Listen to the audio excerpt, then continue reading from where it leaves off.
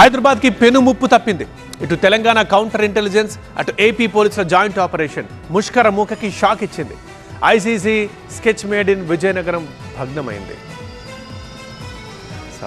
మన ఆర్మీ దేశ సరిహద్దుల్ని కాపాడుతుంటే దేశంలో ఉగ్రవాదులు రెచ్చిపోకుండా పోలీసులు కాపాడుతున్నారు. హైదరాబాద్ లో పేలుళ్లకు ముష్కరులు పన్నిన కుట్రను ఛేదించారు పోలీసులు. కేసుకు సంబంధించి మొదట విజయనగరంలో సిరాజుర్ రెహమాన్ అనే వ్యక్తిని ఏపీ పోలీసులు అరెస్ట్ చేశారు. అతగాడిచ్చిన సమాచారంతో హైదరాబాద్ లో సయ్యద్ సమీర్ ను అదుపులోకి తీసుకున్నారు తెలంగాణ పోలీసులు. పోలీసుల రిమాండ్ రిపోర్ట్ లో సంచలన విషయాలు వెలుగులోకి వచ్చాయి.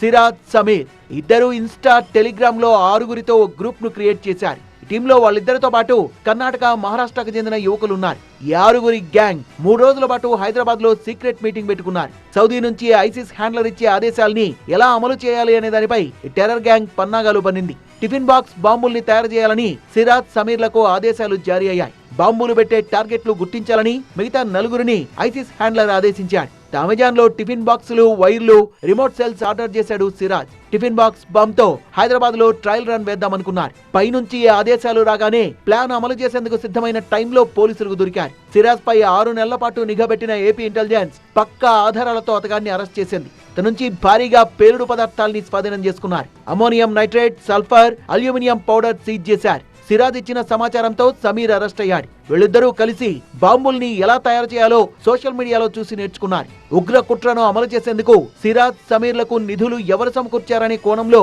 విచారణ జరుపుతున్నారు పోలీసులు. వీళ్ళిద్దరి వెనక ఉన్న సూత్రధారుల కోసం పోలీసులు వేట షురూ చేశారు. సిరాజ్ హైదరాబాద్ లో ఇంజనీరింగ్ చదివేటప్పుడు సమీర్ తో పరిచయమైంది.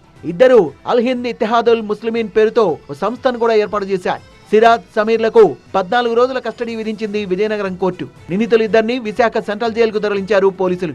కేసుకు సంబంధించి ఎన్ఐఏ కూడా రంగంలోకి దిగింది. విజయనగరం 2 టౌన్ పోలీస్ స్టేషన్ కు వెళ్లి కేసుకు సంబంధించిన వివరాల్ని ఎన్ఐఏ అధికారులు తీసుకున్నారు. సిరాజ్ అరెస్టుతో విజయనగరం ఒక్కసారిగా ఉలిక్కిపడింది.